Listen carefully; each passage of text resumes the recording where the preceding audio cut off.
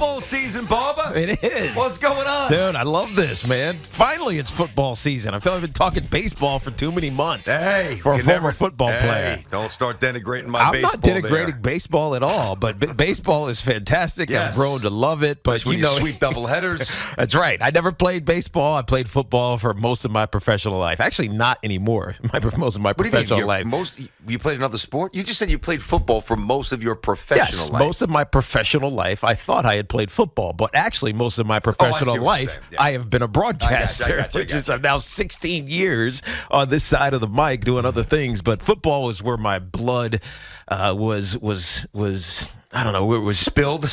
It was where I learned to love competing in the game, and it's finally back. We get a game tonight, obviously on Thursday Night Football. The defending Super Bowl champions, Rams, and the Buffalo Bills, which will be, I guess, interesting to see for Jet fans. But I mean, I'll start with the Giants, BT, because I love this team. Obviously, I played there for a decade. I love the direction that this team is going in, and I've loved the hirings. Right, from the turnover of the roster, more importantly, to the hiring of Joe Shane, and then specifically to the hiring of Brian Daboll as the head coach. Now, you will remember this, BT, because when Josh Allen was drafted by the Buffalo Bills, we talked about it on the national show saying, man, that's a risk. Mm-hmm. Who knows what this kid's going to become? And I remember scrolling through the coaching, the coaching list of the Buffalo Bills. And I was like, who's the quarterback coach? Who's the offensive coordinator? And I'm like, Brian Daboll. He coached tight ends, right? Who is this guy? How's he going to turn Josh Allen into a star quarterback? And I sit here now corrected, because he did turn Josh Allen into a star quarterback. It started really simply by making him comfortable doing the things that he knew he could be successful at. That is, not turning the football over. If you got to run the rock, and that's what he's still doing to this day. 750-plus yards Josh Allen had last season, as well as 4,400 or so passing yards. The first person in a long time to do that. He scored 31 touchdowns on the ground in his 4 years as a quarterback. So he got him comfortable in what he was good at. And then Brian Daboll helped turn Josh Allen into an MVP candidate. And so I sit corrected because I know what Brian Daboll can do. And so now that he's the head coach of the New York Giants, he was the coordinator, obviously, with the Bills. The one thing I thought was, man, this guy is going to revolutionize the play calling for the New York Giants. And then today we read he's handing over the play calling duties to Mike Kafka, who, we know who Mike Kafka is if you follow sports, because he was in Kansas City. He's the quarterback coach, and then he became the pass game coordinator. But he's never called a play in his life. Never called a play. Good luck, buddy. In his life. And here he is, go get him, coming to the New York Giants, a team that is in rebuild-ish mode. Yes, right? They are. With a new head coach. That's being kind. A new everything, and Mike Kafka is going to be handed the reins to turn Daniel Jones and Saquon Barkley and the receiving core, whatever, put them in positions to be successful. And the only thing that I felt like was going to make this Giants team somewhat successful this year is if Brian Daboll was calling the plays. If Brian Daboll was the one who was helped crafting Daniel Jones into the best that he could be, or turning Saquon Barkley back into the player that he was, or putting the receivers in advantageous matchups and finding ways to steal yards and ultimately make some big plays. But now he's handing it over. But I got to tell you, the more I think about it, the more I like this. There are certain coaches, Sean Payton is one, Andy Reid is another. There's certain coaches who excel at being in charge, but also having their hands on that play sheet and dominating and doing and like they're alphas, man. They have to be in control, right? Their egos fill the room. That's not Brian Daboll, right? We've met him. Mm-hmm. You met him I've met him before, but you met him at the training camp that we went to. He's as affable and as engaging a person as you'll ever meet. I think New York and New Jersey's going to love him. I really think Giant fans are going to love this guy. And so while I wanted him to be that guy. I wanted him to be like Sean Payton. I wanted him to be like Andy Reid and just take control and say, this is my ship. It's going to go this way, and I'm going to run it the way that it's going to be. You guys are going to fall in line, and it's going to be amazing for me. I'm actually glad that he's delegating. I'm glad because he's a first-time head coach, and there is so much to being a head coach in New York. There's so much to it, so much scrutiny that you're going to get. There's so much intensity in the moments, even if these games early don't mean much because they're not expected to be good. But there's so much that comes with being a head coach in New York. And if he was tasked with doing that, and let's say he falls short because the team is just isn't good, and he's also tasked with having that clipboard in front of his face, trying to find the right play, and then he's getting plays in late, and they're not the right calls, or there's just a confusion, they're wasting time. I think all those things that come into play. I think he would fall into more scrutiny than he deserves. So he's delegating, and I think it's the right move for him to do. Now, again, most people would say, we brought him here to be the play caller. No, you brought him here to be a leader. And that's the one thing that you can't dispute in Brian Daboll's early stint as the New York Giants head coach. He is a fantastic leader. Now it's got to translate. It's going to take some time, but now it's got to translate. All right, Tiki, it's 10:08 on the Fan. We got the game tonight. Obviously, the Jets and the Giants coming up this weekend. And, listen, the thing about the Giants to me, unlike previous years, and I think what makes this unique is and I'm just putting myself in the mindset of a fan, right? I used to have season tickets to the Jets. I'll obviously go to a game or two this year. And when you wake up on game day, you obviously have this connection to a few players. Yes. Now, when times are lean, and even if they aren't, you might rock the throwback jersey, the Lawrence Taylor jersey, the Barber jersey, the Sims jersey, whatever it might be, right? And Jet fans, the Klecko jersey, the Keyshawn Krabet, whatever. But on game day, and I'm not trying to throw cold water on the Giants, but I think this is just the reality of where they are. This is not a knock. This is an acknowledgement that this is going to be a very tough reboot. When you go to the Giant games this year, right, the primary figures on the field are guys who are not going to be here for the future. And that, to me, that just from my perspective, Teague, that is the hardest part of being a fan. Now, maybe I shouldn't be so definitive. Maybe Daniel Jones, to your point about what happened with Josh Allen, who was awful his rookie year, and obviously Daboll coached him up. He's basically going to be an MVP candidate for the next 7, 8, 9, 10 years, depending upon how healthy he is. Sorry, Jets. Yeah, I know. Maybe Daniel Jones morphs into that. I don't think so, but I'll leave the door slightly open. And either way, you're going to have to pay him or not. Saquon, we're all hoping for renaissance. Great young man, terrific rookie year, but a position where you don't pay guys, especially injury-prone guys. Kenny Galladay's contract is a complete hindrance.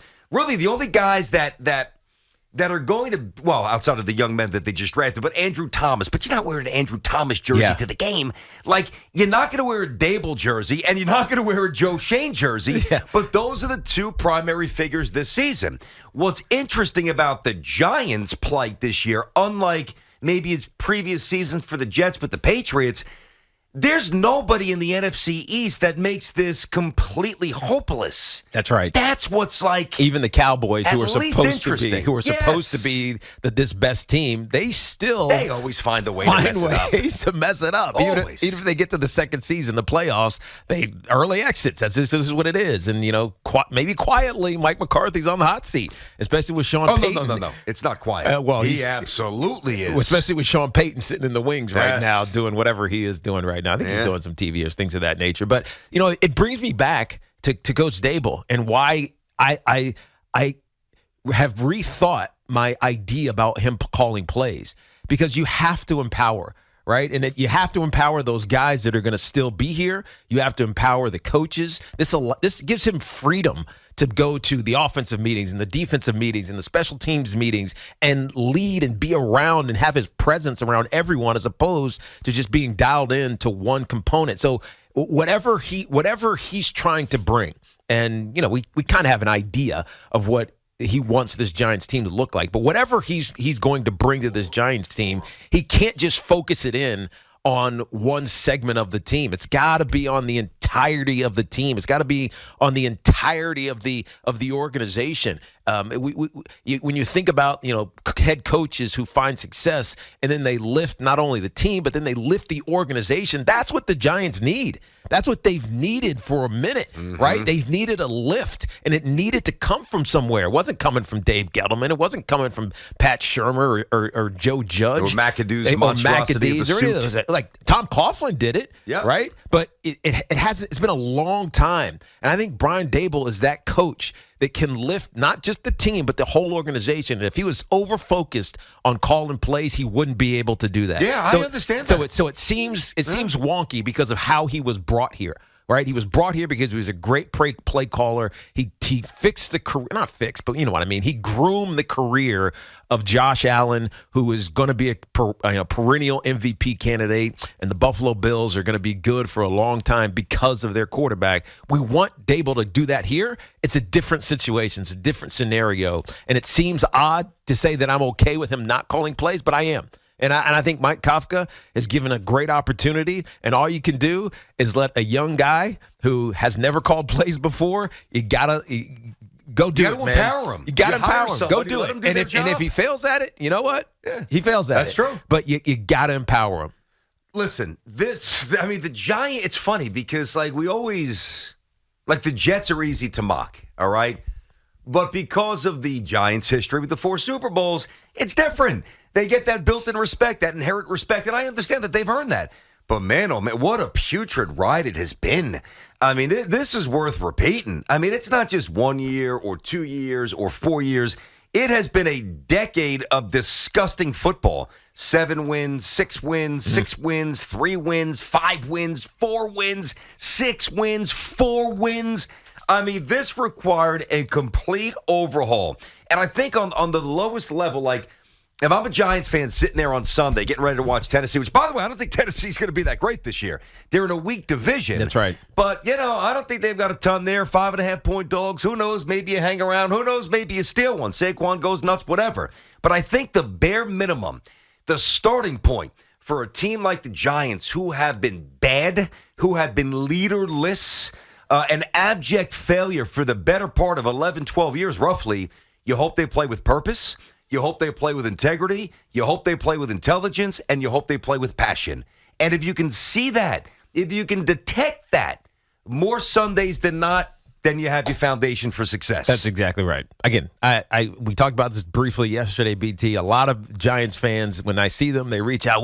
We think we got a chance in the division? What's Daniel Jones going to be like? I'm like, stop worrying about that, man. That's not what you have to worry about. You have to worry about, what does this team look like? Do they look competent, right? Do they look like they know what they're doing, that they're coached up well, that they're playing above what you think their expectation should be? If everybody does that, they're going to be okay, even if they don't win a ton of games, right? That's the foundation that good teams have to be built off. We tend to want to microwave these rebuilds, man. And if you try to microwave a rebuild, you know what happens. We've done this with the Knicks for years. That's get right. This guy, get that That's guy. right. Do that. Just trying to win 41 games and be 500 get you nowhere. That's right. You got to stabilize, and that's what the Giants are in the process of doing right now. They're doing it on the field. They're also doing it with their salary cap. We've talked about how Joe Shane had his hands really tied behind his back coming into this season, and even after they had their final cut downs for the 53-man roster, and then I think it's 11 or so, but I forget what the practice squad number is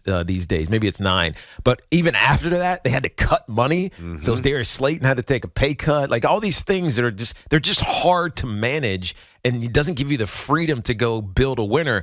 You got to do it slow. And I think the Giants are doing it the right way. And I'm happy, as much as I want Brian Daboll to be that guy that turns Daniel Jones into what Josh Allen became, I'm happy that he's taken an umbrella approach as opposed to a needle in the fire approach. I agree with you. I do. 877-337-6666 is our number here on Tiki and Tierney inside of our Town Fair Tire studio. Our friends at Town Fair remind you that you always get the guaranteed lowest price on name brand tires from Connecticut to Maine. Nobody beats Town Fair Tire. Nobody. I didn't want to have to get on Pete Alonso yesterday, but I felt as if I owed the Mets fans a little gift. I had to loosen them up. I had to get them going. You're welcome. We'll get to that a little later. By the way, last time the Yankees and the Mets both swept the doubleheader, I mean, I was breakdancing. It was 1986. Dude. I mean, not breakdancing well.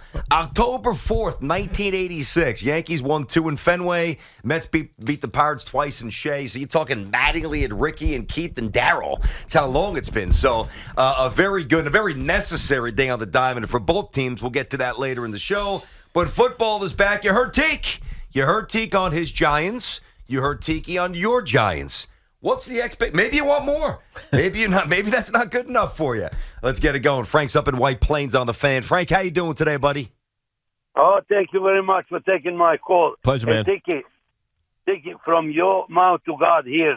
But you know something? When we hired Joe Judge, we all make noise. Oh, now Giants don't have to worry about it, this and that.